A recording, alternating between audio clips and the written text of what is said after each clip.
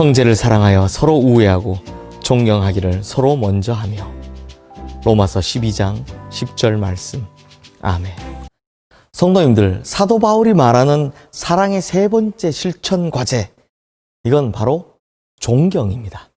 진정한 사랑에는 존경이 반드시 뒷받침되어야 한다라는 겁니다. 제가 가끔 이 연애 상담해 줄 때가 있습니다. 특별히 이 결혼을 고민하는 남녀에게 연애 상담을 해줄 때 꼭 물어보는 것이 있는데요. 배우자 될 사람을 사랑하느냐? 이게 아니고요. 배우자 될 사람을 존경하느냐? 이렇게 물어봅니다. 왜냐하면 감정에 치우치지 않은 사랑인지를 확인해 보려면 반드시 존경이 뒷받침되어 있는지를 확인해 봐야 하기 때문입니다. 그런 의미에서 오늘 본문 10절 말씀 함께 보겠습니다. 형제를 사랑하여 서로 우애하고 존경하기를 서로 먼저 하며. 여기에 존경하기를 서로 먼저 하라라는 표현은 존경하는 일에 있어서는 서로 앞서가라, 이런 뜻입니다. 성서학자 윌리엄 바클레이는요, 그리스도인은 권리가 없다, 오직 의무만 있을 뿐이다 라고 강하게 주장을 했습니다. 왜냐하면 그리스도인은요, 자기 주장의 권리는 없고 오직 사랑해야 할 의무만 있기 때문입니다. 형제를 사랑하여 라는 이 헬라어 표현은요, 원문으로 보면 한 단어로 되어 있습니다. 필라델피아입니다. 이 요한계시록에 나오는 지명 이름과 똑같죠. 이 필라델피아라는 말은요, 필로스라는 이 사랑이라는 단어와 아델포스, 형제라는 단어의 합성어입니다. 그러니까 형제 사랑이란 뜻이죠. 또 서로 우애하고 라는 헬라어 표현도요, 원문에서 보면 한 단어로 되어 있습니다. 필로스토르고이입니다. 이 말도 사랑이라는 이 필로스와 가족이라는 스토르게 합성어입니다. 가족 사랑이라는 뜻이죠. 그러므로 이 가족이든 형제든 가리지 않고 다 사랑해야 한다라는 것입니다. 우리가 남녀노소 빈부격차 등을 가리지 않고 서로 사랑하고 존경해야 할 이유는 우리 모두가 그리스도 안에서 한 식구, 한 가족이 되었기 때문입니다. 그래서 교회 안에는요, 손님이 없고 교회 안에는 나그네가 없는 것입니다. 교회 안에서는 모두가 다 한 가족인 것입니다. 그리고 한 가족이라는 말은 우리 모두가 예수 그리스도의 몸의 한 지체가 되었다는 것입니다. 그러므로 서로에 대한 존경만 있어야 한다는 것입니다. 만약 이 한 몸에 붙어 있는 각 지체들이 서로 잘났다고 싸운다면 그 몸이 얼마나 고통스럽겠습니까?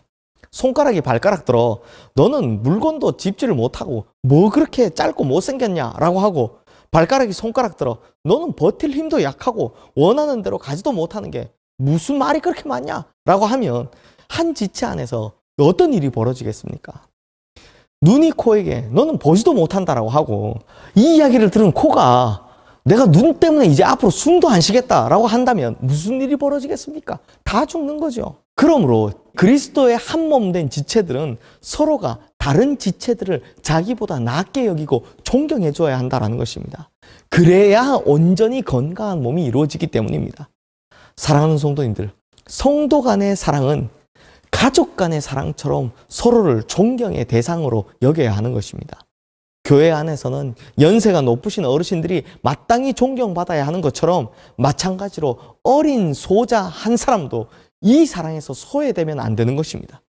또 교회의 직분은 마땅히 존경받아야 하는 직분이지만 평신도 한 사람도 절대로 멸시받아서는 안 된다는 것입니다. 이 에리 프롬이라는 사람이 쓴 사랑의 기술이라는 책을 보면 사랑은 관심과 책임과 존경과 지식이라고 설명합니다. 에리 프롬의 설명에 따르면요, 존경은 두려움이나 경애가 아니라 다른 사람을 있는 그대로 볼 수 있는 능력이며, 상대방이 가진 고유하고 독특한 개성을 알고 그것을 그대로 봐줄 수 있는 능력이 바로 존경이라고 합니다.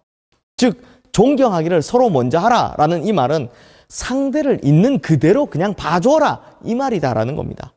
상대의 고유한 개성을 인정해 주라라는 이야기죠. 우리는 모두가 다 다릅니다. 눈과 코가 다르고 손과 발이 다르듯이 우리 모두는 다 다른 지체들로 연결되어 있기 때문입니다. 그러므로 서로가 서로에 대한 존경이 필요합니다. 그리고 진정한 사랑만이 이 존경을 가능케 해준다라는 것입니다. 주님께서 한 몸으로 이루신 교회와 성도들이 저마다 잘났다고 다툰다면 그곳은 무슨 사랑의 역사가 일어날 수 있겠습니까? 병들기 바쁘죠. 시기와 다툼과 분열이 있는 교회 가보면요, 항상 언제나 내가 잘났다라는 이 교만이 있음을 볼 수 있습니다. 이 폴레스 목사님의 일화 중에 이런 이야기가 있습니다. 한 교인이 낯선 곳에 가서 이게 주일이 돼서 예배를 드리려고 어떤 교회를 가야 하나 하고 고민을 했더랍니다. 그래서 그냥 무작정 주일이니까 그냥 무작정 길을 나섰는데 마침 이 교통순경이 보이길래 그 교통순경에게 교회를 물어봤더니 기꺼이 한 교회를 가르쳐 주더랍니다.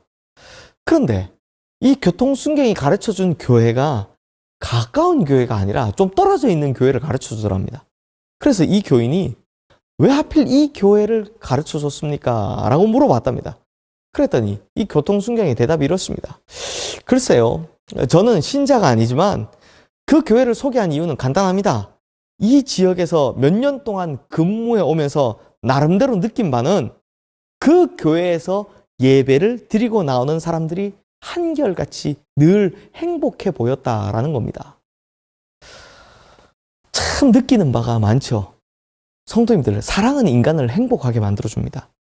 그런데 한 교회에서 예배를 드리고 나가는 성도들이 무슨 원수들 외면하듯 서로에게 얼굴을 돌려대고 뿔뿔이 흩어져 나간다면 누가 그 교회를 아름답게 보겠습니까? 예배 마치고 나가는 그 주차장에서 서로 언성을 높이고 싸우고 있으면 누가 그 교회를 아름답게 보겠습니까? 그러나 예배를 드리고 나가는 성도들이 밝은 얼굴로 웃고 사랑의 대화를 나누며 가는 것을 보면 불신자들이 그것을 부러워서라도 교회로 걸음을 옮기게 된다는 겁니다. 그러므로 사랑에는 존중이 필수입니다. 그 존중, 존경이 모두를 다 행복하게 만든다는 것입니다. 그런 의미에서 참으로 우리 교회가 서로 존경하는 사랑의 공동체가 되어서 서로가 서로에게 사랑의 의무를 잘 감당하는 아름다운 사랑의 공동체 되기를 주님의 이름으로 축원합니다. 기도하겠습니다.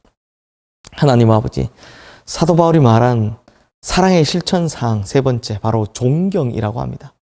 존경은 다른 이를 있는 그대로 봐줄 때만 가능하다라고 합니다.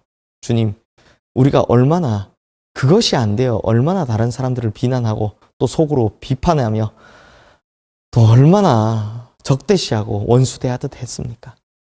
그러나 이제 그 모든 것들을, 기준들을 내려놓고 그 사람 있는 그대로를 바라보며 존경의 마음을 가지려 합니다.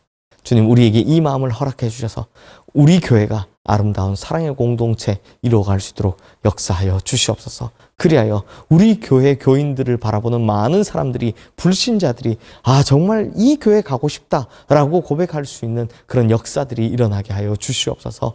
예수 그리스도 이름으로 기도드리옵나이다. 아멘.